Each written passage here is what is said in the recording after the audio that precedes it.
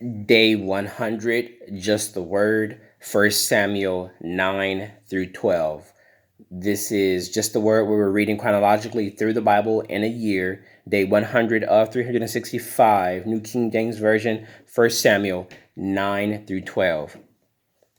There was a man of Benjamin whose name was Kish, the son of Abiel, the son of Zeror, the son of Bechorath, the son of Aphiah, a Benjamite, a mighty man of power.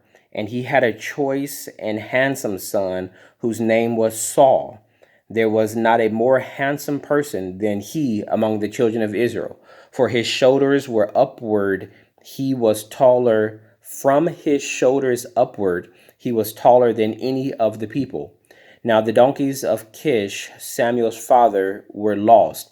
And Kish said to his son Saul, "Please take one of the servants with you, and arise and go and look for the donkeys." So he passed through the mountains of Ephraim and through the land of Shalish, but they did not find them. Then they passed through the land of Shalim, and they were not there. Then he passed through the land of the Benjamites, but they did not find them. When they had come to the land of Zuph, Saul said to his servant who was with him, "Come, let us return, lest my father cease caring about the donkeys and become worried about us."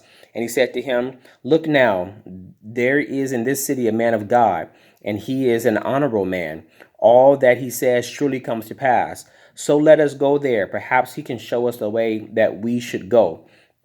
Then Saul said to his servant, "But look, if we go, what shall we bring the man? For the bread in our vessels is all gone, and there is no present to bring to the man of God. What do we have?" And the servant answered Saul and said, and the servant answered Saul again and said, "Look, I have here at hand 1/4 of a shekel of silver. I will give that to the man of God to tell us our way." Formerly in Israel, when a man went to inquire of God, he spoke thus: "Come, let us go to the seer," for he who is now called a prophet was formerly called a seer. Then Saul said to his servant, "Well said, come, let us go." So they went to the city where the man of God was. And as they went up the hill to the city, they met some young women going out to draw water, and said to them, "Is the seer here?" And they answered them and said, "Yes, there he is, just ahead of you. Hurry now, for today he came to this city, because there is a sacrifice of the people today on the high place. As soon as you come into the city, you will surely find him before he goes up to the high place to eat. For the people will not eat until he comes, because he must bless the sacrifice. Afterward, those who are invited will eat. Now therefore, go up, for about this time you will find him." So they went up to the city. As they were coming into the city, there was Samuel coming out towards them on his way up to the high place. Now the Lord had told Samuel in his ear the day before Saul came, saying, "Tomorrow, about this time, I will send you a man from the land of Benjamin, and you shall anoint him commander over my people, Israel, that he may save my people from the hand of the Philistines. For I have looked upon my people, because their cry has come to me." So when Samuel saw Saul, the Lord said to him, "There he is, the man of whom I spoke to you. This one shall reign over my people." Then Saul drew near to Samuel in the gate and said, "Please tell me, where is the seer's house?" Samuel answered Saul and said, "I am the seer. Go up before me to the high place, for you shall eat with me today, and tomorrow I will let you go and will tell you all that is in your heart. But as for your donkeys that were lost 3 days ago, do not be anxious about them, for they have been found. And on whom is all the desire of Israel? Is it not on you and on your father's house?" And Saul answered and said, "Am I not a Benjamite, of the smallest of the tribes of Israel, and my family the least of all the families of the tribe of Benjamin? Why then do you speak like this to me?" Now Samuel took Saul and his servant and brought them into the hall, and had them sit in the place of honor among those who were invited. There were about 30 persons.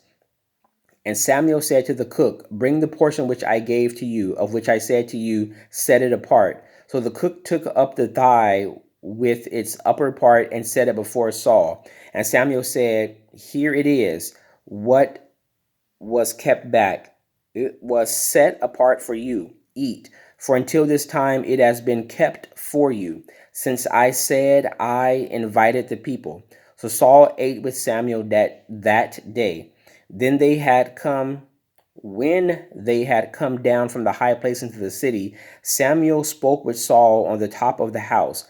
They rose early, and it was about the dawn of the day that Samuel called to Saul on the top of the house, saying, get up, that I may send you on your way. And Saul arose, and both of them went outside, he and Samuel.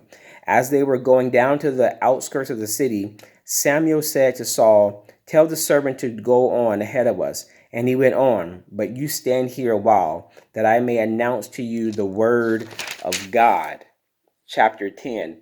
Then Samuel took a flask of oil and poured it on his head and kissed him and said, is it not because the Lord has anointed you commander over his inheritance? When you have departed from me today, you will find 2 men by Rachel's tomb in the territory of Benjamin at Zelzah, and they will say to you, the donkeys which you went to look for have been found. And now your father has ceased caring about the donkeys and is worried about you, saying, what shall I do about my son? Then you shall go on forward from there and come to the terebinth tree of Tabar. There 3 men going up to God at Bethel will meet you, one carrying 3 young goats, another carrying 3 loaves of bread, and another carrying a skin of wine.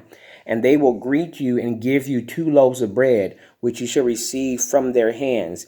After that you shall come to the hill of God, where the Philistines' garrison is, and it will happen when you have come there to the city that you will meet a group of prophets coming down from the high place with a stringed instrument, a tambourine, a flute, and a harp before them, and they will be prophesying. Then the Spirit of the Lord will come upon you, and you will prophesy with them and be turned into another man. And let it be, when these signs come to you, that you do as the occasion demands, for God is with you. You shall go down before me to Gilgal, and surely I will come down to you to offer burnt offerings and make sacrifices of peace offerings. 7 days you shall wait till I come to you and show you what you shall do. So it was, when they had turned his back to go from Samuel, that God gave him another heart, and all those signs came to pass that day. Then they came there to the hill. When they came there to the hill, there was a group of prophets to meet them. Then the Spirit of God came upon him, and he prophesied among them. And it happened, when all who knew him formerly saw that he indeed prophesied among the prophets, that the people said to one another, what is this that has come upon the son of Kish? Is Saul also among the prophets? Then a man from there answered and said, but who is their father? Therefore it became a proverb, is Saul also among the prophets? And when he had finished prophesying, he went to the high place. Then Saul's uncle said to him and his servant, where did you go? So he said, I to look for the donkeys. When we saw that they were nowhere to be found, we went to Samuel. And Saul's uncle said, tell me, please, what Samuel said to you?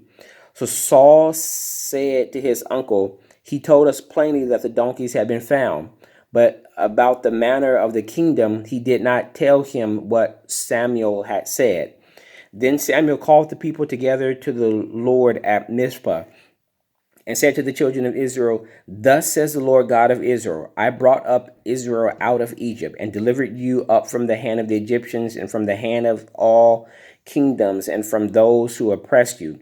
But you have today rejected your God, who himself saved you from all your adversaries and your tribulations. And you have said to him, no, set a king over us. Now therefore present yourselves before the Lord by your tribes and by your clans. And when Samuel had caused all the tribes of Israel to come near, the tribe of Benjamin was chosen. And when he had called the tribe of Benjamin to come near by their families, the family of Matri was chosen. And Saul, the son of Kish, was chosen. But when they sought him, he could not be found. Therefore they inquired of the Lord further, Has the man come here yet? And the Lord answered, There he is, hidden among the equipment. So they ran and brought him from there. And when he stood among the people, he was taller than any of the people from his shoulder upward. And Samuel said to all the people, Do you see him whom the Lord has chosen? That there is no one like him among all the people. So all the people shouted and said, Long live the king. Then Samuel explained to the people the behavior of royalty and wrote it in a book and laid it before the Lord. And Samuel sent all the people away, every man to his house. And Saul also went home to Gibeah, and valiant men went with him, whose hearts God had touched. But some rebelled, said, How can this man save us? So they despised him and brought him no presents, but he held his peace. Chapter 11. Then Nahash, the Ammonite, came up and encamped against Jabesh Gilead. And all the men of Jabesh said to Nahash, Make a covenant with us, and we will serve you. Then Nahash the Ammonite answered them, On this condition I will make a covenant with you, that I may put out all your right eyes and bring reproach on all Israel. Then the elders of Jabesh said to him, Hold off for 7 days, that we may send messengers to all the territory of Israel.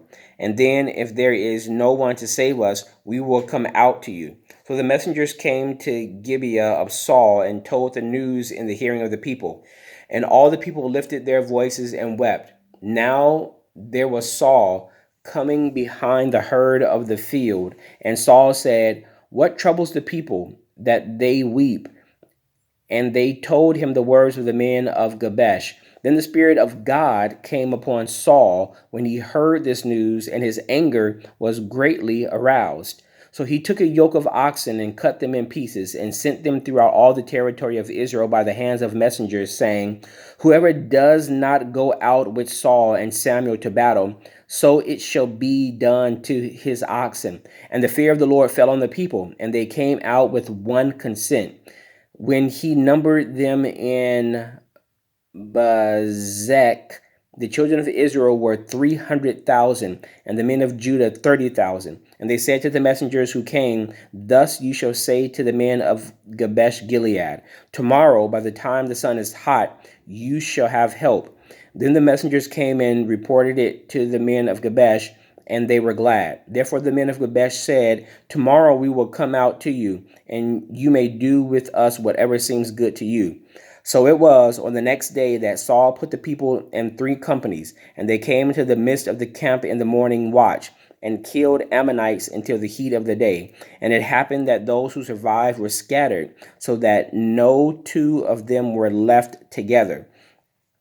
Then the people said to Samuel, Who is he who said, Shall Saul reign over us? Bring them in, that we may put them to death. But Saul said, Not a man shall be put to death this day, for today the Lord has accomplished salvation in Israel. Then Samuel said to the people, Come, let us go to Gilgal and renew the kingdom there. So all the people went to Gilgal, and there they made Saul king before the Lord in Gilgal. There they made sacrifices of peace offerings before the Lord, and there Saul and all the men of Israel rejoiced greatly. Chapter 12. Now Samuel said to all Israel, Indeed, I have heeded your voice in all that you have said to me, and have made a king over you. And here is the king walking before you, and I am old and gray-headed, and look, my sons are with you. I have walked before you from my childhood to this day. Here I am. Witness against me before the Lord and before his anointed. Whose ox have I taken, and whose donkey have I taken? Or whom have I cheated? Whom have I oppressed? Or from whose hand have I received any bribe with which to blind my eyes? I will restore it to you. And they said, You have not cheated us or oppressed us, nor have you taken anything from any man's hand. Then he said to them, The Lord is witness against you, and his anointed is witness this day, that you have not found anything in my hand. And they answered, He is witness. Then Samuel said to the people, It is the Lord who raised up Moses and Aaron, and who brought your fathers up from the land of Egypt. Now therefore stand still, that I may reason with you before the Lord concerning all the righteous acts of the Lord, which he did to you and your fathers. When Jacob had gone into Egypt, and your fathers cried out to the Lord, then the Lord sent Moses and Aaron, who brought your fathers out of Egypt, and made them dwell in this place. And when they had forgotten the Lord their God, he sold them into the hands of Sisera, and commander of the army of Hazar, into the hand of the Philistines, and into the hand of the king of Moab, and they fought against them. Then they cried out to the Lord and said, We have sinned, because we have forsaken the Lord and served the Baals and the Ashtoreths. But now deliver us from the hand of our enemies, and we will serve you. And the Lord sent Jerubbaal, Badan, Jephthah, and Samuel, and delivered you out of the hand of your enemies on every side, and you dwelt in safety.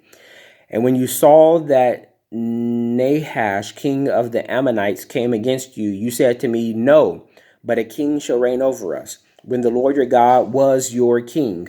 Now therefore, here is the king whom you have chosen, and whom you have desired. And take note, the Lord has set a king over you. If you fear the Lord and serve him and obey his voice, and do not rebel against the commander of the Lord, then both you and the king who reigns over you will continue following the Lord your God. However, if you do not obey the voice of the Lord, but rebel against the commandment of the Lord, then the hand of the Lord will be against you, as it was against your fathers. Now therefore stand and see this great thing which the Lord will do before your eyes. Is today not the wheat harvest? I will call to the Lord, and he will send thunder and rain, that you may perceive and see that your wickedness is great, which you have done in the sight of the Lord, in asking the king for yourselves. So Samuel called to the Lord, and the Lord sent thunder and rain that day, and all the people greatly feared the Lord and Samuel. And all the people said to Samuel, Pray for your servants to the Lord your God, that we may not die. For we have added to our sins the evil of asking the king for ourselves. Then Samuel said to the people, Do not fear. You have done all this wickedness, yet do not turn aside from following the Lord, but serve the Lord with all your heart. Do not turn aside, for then you would go after empty things which cannot profit or deliver, for they are nothing. For the Lord will not forsake his people, for his great name's sake, because it has pleased the Lord to make you his people. Moreover, as for me, far be it from me that I should sin against the Lord in ceasing to pray for you, but I will teach you the good and the right way. Only fear the Lord and serve him in truth with all your heart, for consider what great things he has done for you. But if you still do wickedly, you shall be swept away, both you and your king. May the Lord add a blessing to the reading of the word. That was day 100, 1 Samuel 9 through 12.